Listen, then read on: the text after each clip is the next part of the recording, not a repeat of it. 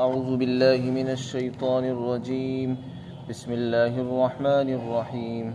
والأرض مددناها وألقينا فيها رواسي وأنبتنا فيها من كل شيء موزون وجعلنا لكم فيها معايش ومن لستم له برازقين وإن من شيء إلا عندنا خزائنه وما ننزله إلا بقدر معلوم وأرسلنا الرياح لواقح فأنزلنا من السماء ماء فأسقيناكموه وما أنتم له بخازنين وإنا لنحن نحيي ونميت ونحن الوارثون ولقد علمنا المستقدمين منكم ولقد علمنا المستأخرين وإن ربك هو يحشرهم إنه حكيم عليم. اور ہم نے زمین کو پھیلایا اور زمین کے اندر ہم نے بھاری پہاڑ ڈال دیے ہیں اور ہم نے زمین کے اندر ہر قسم کی چیزیں اگائی ہیں توازن کے ساتھ، اور ہم نے تمہارے لیے زمین کے اندر روزی کے سامان پیدا کیے ہیں اور ان مخلوقات کو بھی پیدا کیا جن کو تم رزق نہیں دیتے ہو، اور کوئی چیز ایسی نہیں ہے جس کے خزانے ہمارے پاس موجود نہ ہوں، اور ہم اس کو ایک متعین مقدار کے ساتھ ہی اتارتے ہیں. اور ہم نے ہواؤں کو بھیجا جو بادلوں کو پانی سے بھر دیتی ہیں، پھر ہم نے آسمان سے پانی اتارا نازل کیا، پھر ہم نے وہ پانی تم کو پلایا اور تم اس کو جمع کرنے والے نہیں ہو. اور یقیناً ہم ہی زندہ کرتے ہیں اور ہم ہی موت دیتے ہیں اور ہم ہی باقی رکھنے والے ہیں، ہم ہی وارث ہیں، باقی رہنے والے ہیں. اور ہم ان کو بھی جانتے ہیں جو تم سے پہلے تھے اور جو تمہارے بعد آئیں گے، ہم ان کو بھی جانتے ہیں. یقیناً آپ کا پروردگار وہ ان سب کو جمع کرے گا میدان حشر کے اندر. وہ حکمت والا ہے، بہت جاننے والا ہے.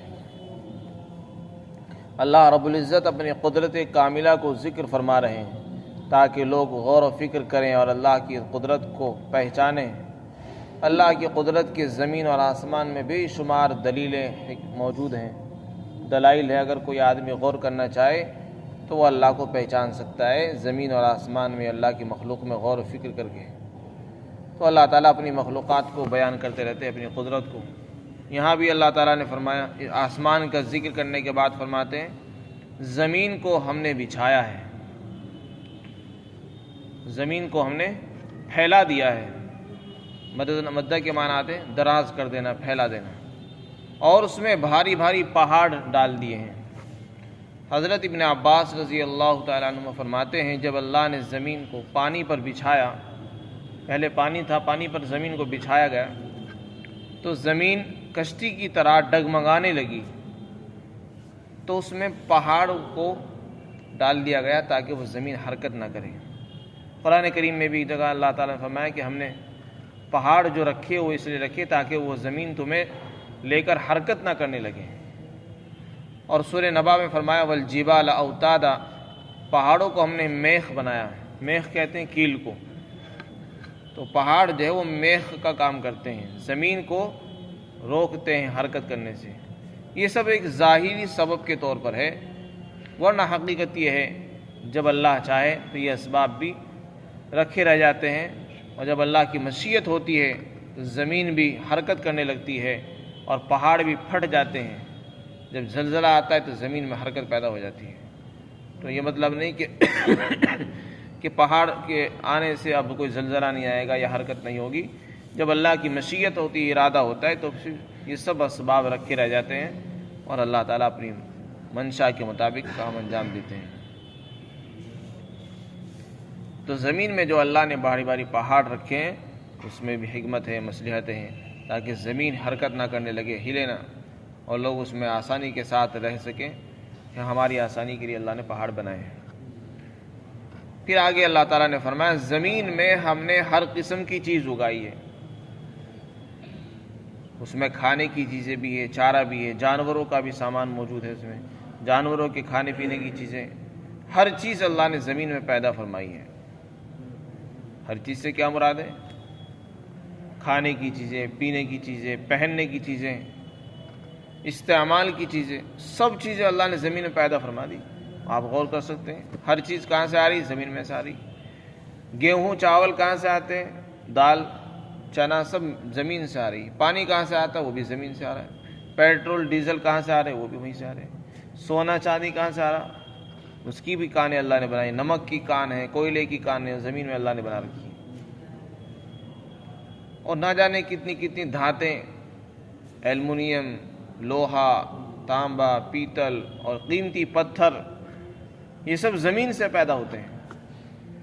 تو اللہ فرماتے ہر چیز ہم نے اگائی ہے زمین سے، اور لیکن توازن کے ساتھ، ایک مقدار کے ساتھ اگائی ہے.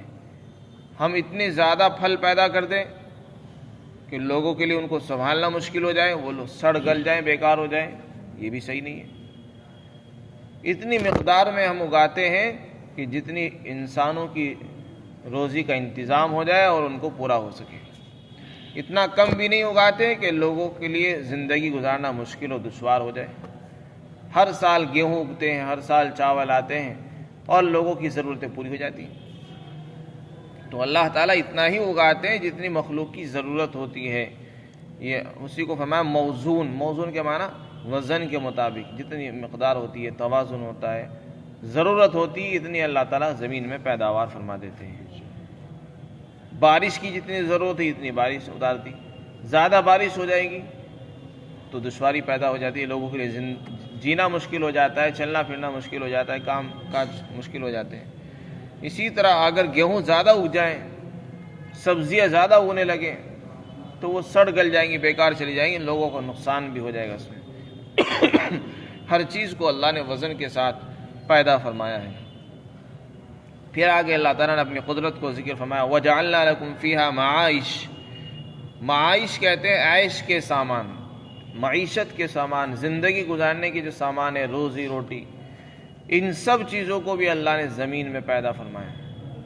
انسان کا جس سے گزارا چلتا ہے، زندگی گزرتی ہے، وہ سب چیزیں اللہ نے زمین میں پیدا فرما دی ہیں. کسی کے لیے لوہے کی چیزیں پیدا فرما دی، کسی کے لیے سامان پیدا فرما دی ہے. ہر چیز زمین میں اللہ نے عیش کے سامان، زندگی گزارنے کے سامان اس میں رکھ دیے ہے، جس سے اس کی زندگی گزر بسر ہو رہی ہے. کوئی جو ہے غلہ جو ہے غلے کے ذریعے سے اپنی زندگی گزار رہا ہے، غلے کی خرید و فروخت کے ذریعے سے. کوئی زمین میں کاشت کرتا ہے، اس میں سے روئی نکلتی ہے اور پھر اس کے ذریعے سے وہ اپنے کاروبار چلا رہا ہے. کوئی کھیتیوں کے ذریعے سے چلا رہا ہے، کوئی زمین کی پیداوار سے چلا رہا ہے، کوئی لوہے کے ذریعے سے چلا رہا ہے، کوئی پیٹرول سے چلا رہا ہے، کوئی ڈیزل سے چلا رہا ہے. تو اللہ فرماتے ہیں ہم نے زمین کے اندر معیشت، تمہاری روزی کے سامان پیدا فرمائے، زندگی گزارنے کے سامان اللہ نے ہم نے پیدا فرما دیے، جس سے تم زندگی گزار سکو. سب چیزیں ہم نے پیدا فرما دی. دوسری چیز فرمائی وَمَن لَسْتُمْ لَهُ بِرَازِقِينَ. ومن کا عطف معائش پر ہے. صاحب المعانی فرماتے ہیں اس کا مطلب یہ ہے ہم نے جیسے زندگی گزارنے کے سامان، روزی کے سامان تمہارے لیے بنائے، اسی طرح وہ مخلوقات بھی تمہارے لیے پیدا فرمائی جنہیں تم روزی نہیں دیتے ہو. انسان کو پیدا بھی فرمایا، اس کے سامان بھی پیدا کر دیے، ساتھ ہی ساتھ ان مخلوقات کو پیدا کر دیا جس سے انسان کام لیتا ہے، خدمت لیتا ہے اور اس کے کام آتی ہوں. جیسے اس کی آل اولاد ہیں، اس کے بچے ہیں، اس کی بیوی ہے، اس کے جانور ہیں، اس کی گاڑیاں ہیں، اس کے خادم نوکر چاکر ہیں، اور اس کے بہت سے اوزار ہیں جن سے وہ کام لیتا ہے، استعمال کر رہا ہے. جانوروں سے وہ کام لیتا ہے، نوکروں سے کام لیتا ہے. وہ سب چیزیں ہم نے بنائی ہیں. اور معاملہ یہ ہے کہ تم ان کو روزی بھی نہیں دیتے ہو، روزی بھی ہم ہی دیتے ہیں ان کو. تم کو بھی روزی ہم دیتے ہیں، ان کو بھی روزی ہم دیتے ہیں. اور تمہارے لیے بس فری کے ہم نے وہ بنا دیے، تمہاری خدمت کے لیے، تمہارے آسانی کے لیے اللہ نے جو مخلوقات پیدا فرما دی. اور ایک مطلب یہ اس کا یہ ہے ہم نے تمہارے لیے زندگی گزارنے کے سامان بنائے اور ان کے بھی بنائے جن کو تم روزی نہیں دیتے ہو. جن کو تم روزی نہیں دیتے ہو ہم ان کو بھی روزی دیتے ہیں، ان کے لیے بھی ہم زندگی گزارنے کے سامان تیار کرتے ہیں. وَإِن مِّن شَيْءٍ إِلَّا عِندَنَا خَزَائِنُ. آگے فرمایا اللہ تعالیٰ نے کوئی یہ نہ سمجھے کہ اتنی ساری مخلوق ہے، انسان اتنے زیادہ ہیں، جانور بھی ہیں، پھر اللہ تعالیٰ اتنے سارے لوگوں کو کیسے روزی پہنچائے گا؟ اس کی رزق میں کمی تو نہیں آ جائے گی۔ اللہ نے فرمایا کہ کوئی چیز ایسی نہیں جس کے خزانے ہمارے پاس موجود ہیں، ہر چیز کے خزانے ہیں، بھرے ہوئے ہیں، جن میں کوئی کمی نہیں ہے۔ ہر چیز کے خزانے، پانی کے خزانے، رزق کے خزانے، غلوں کے خزانے، جو بھی اللہ نے پیدا فرمائی، لوہا، تانبا، پیتل، انسان کی زندگی کے سبزیاں، پھل، ہر چیز کے خزانے اللہ کے پاس موجود ہیں۔ لیکن اللہ اپنے خزانوں میں سے جتنی مقدار معلوم ہوتی ہے ضرورت کی، وہی متعین مقدار اتار دیتے ہیں زمین میں۔ پانی کی جتنی ضرورت ہے اتنا پانی اتار دیا، غلے کی جتنی ضرورت ہے اتنا پیدا فرما دیا، سبزیوں کی، ترکاریوں کی، اسی طرح جو ہے کپڑوں کی، اور انسان کی جتنی بھی ضروریات ہیں ان کی جتنی ضرورت ہوتی ہے ہم ان کو اتنا ہی اتارتے ہیں۔ وَمَا نُنَزِّلُهُ إِلَّا بِقَدَرٍ مَعْلُوم، اور ہم اس کو نہیں اتارتے مگر ایک متعین مقدار کے ساتھ ہی، کیونکہ اگر زیادہ اتار دیں گے تو پھر یہ بھی ضائع ہو جائے گا، برباد ہو جائے گا، لوگوں سے سنبھل نہیں سکے گا۔ کم اتاریں گے تو لوگوں کے لیے مشکل پیدا ہو جائے گی، زندگی گزارنا دشوار ہو جائے گا۔ پھر آگے فرمایا اور ہم ہواؤں کو بھی بھیجتے ہیں جو بادلوں کو پانی سے بھر دیتی ہے۔ اللہ تعالیٰ فرماتے ہیں، اپنی قدرت کو ذکر فرماتے ہیں کہ تمہارے اندر یہ صلاحیت نہیں ہے کہ تم ہوا کو اپنے قابو میں کر لو یا بادلوں کو کھینچ کر لے آؤ، بادلوں میں پانی پیدا کر دو، یہ سب ہم کرتے ہیں۔ تو آدمی غور و فکر کرے کہ اس کے اندر کچھ طاقت نہیں ہے، پانی نہ اتارنے کی طاقت ہے، نہ پانی کو قابو میں کرنے کی طاقت ہے، نہ پانی کو محفوظ کرنے کی طاقت ہے، یہ سب اللہ کا نظام ہے۔ پھر ہم اس کو پانی کو آسمان سے اتارتے بھی ہیں، نازل کرتے ہیں، پھر ہم نے وہ پانی تم کو پلاتے ہیں اور تم اس کو سنبھال بھی نہیں سکتے ہو۔ اللہ فرماتے ہیں تم اس کو جمع کرنے والے نہیں ہو۔ ہم نے پانی تو اتار دیا، بارش خوب ہو گئی اور پانی بہہ بہہ کر جو ہے نالیوں کے ذریعے سے وہ پہنچ گیا، نالوں میں، ندیوں میں پہنچ چکا، اور انسان چاہے اس کو روکنا نہیں روک سکتا اس کو۔ پھر کیا کرتے ہیں اللہ تعالیٰ فرماتے ہیں ہم ہی اس کو نازل فرماتے ہیں اور ہم اس کو پلاتے بھی ہیں، اور لیکن تم اس کو جمع نہیں کر سکتے۔ اللہ تعالیٰ نے ایسے نظام بنا رکھے ہیں کہ وہ زمین کے نالیوں کے ذریعے سے، زمین کے سوراخوں کے ذریعے سے، پائپ لائن جو اللہ نے بنا رکھی ہے وہ زمین کی تہہ میں پہنچ جاتا ہے، جب انسان کو ضرورت ہوتی ہے وہ زمین میں سے نکالتا رہتا ہے۔ اگر وہ پانی یوں ہی پڑا رہتا تو وہ سڑ جاتا، خراب ہو جاتا، اس میں تعفن و بدبو پیدا ہو جاتی، نہ وہ انسان کے قابل رہتا نہ جانوروں کے قابل رہتا۔ تو اللہ تعالیٰ آسمان سے پانی اتارتے ہیں، پھر زمین جتنی ضرورت ہوتی ہے انسان اس سے پی لیتا ہے، کھیتیاں سیراب ہو جاتی ہیں، اور جو ضرورت سے زائد ہوتا ہے وہ زمین کے اندر پہنچ جاتا ہے، جو اللہ نے بنا رکھا نظام۔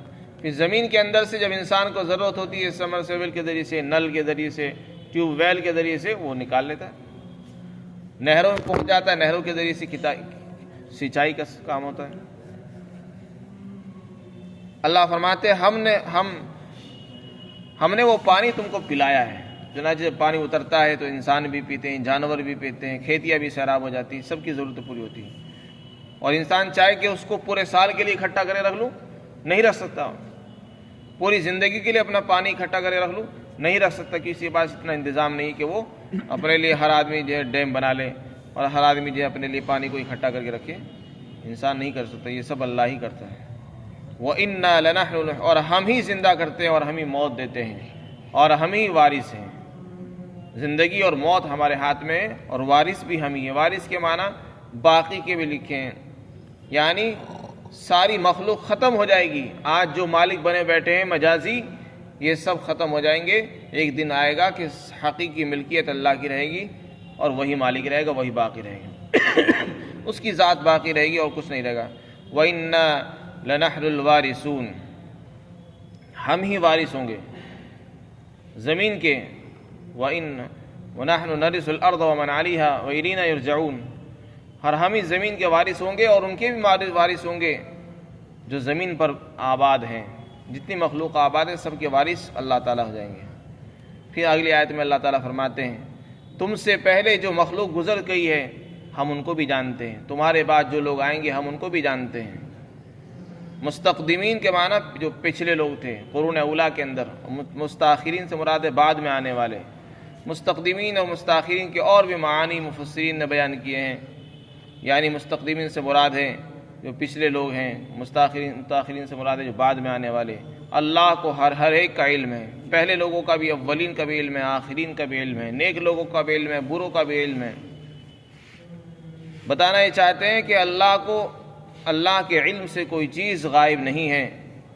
کوئی یہ سمجھنے لگے کہ اس سے پہلے ہزاروں سال پہلے کون آباد تھا، اللہ کو پتہ نہیں ہے۔ اللہ تعالیٰ فرماتے ہیں ہمیں سب کا علم ہے، اور اللہ ہی ان سب کو میدان حشر میں ایک دن جمع کرے گا، اور سب اپنے اپنے اعمال لے کر وہاں حاضر ہوں گے، اور اللہ تعالیٰ ان سے حساب لے گا۔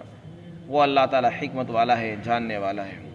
تو یہ جو ذات اس قدر قدرت والی ہو، عظمت والی ہو، وہ اس لائق ہے کہ اس کی عبادت کی جائے، اس کو اپنا رب تسلیم کیا جائے۔ یہ انسان کا فریضہ ہے، اور یہ شکر گزاری بھی ہے کہ جس ذات نے ہمیں سب کچھ عطا فرما رکھا ہے، اتنا بڑا نظام چلا رہی ہے، ہم اس کے سامنے سر جھکائیں، اسی سے مانگیں، اسی کو اپنا رب مانیں۔ اللہ تعالیٰ ہم سب کو عملی توفیق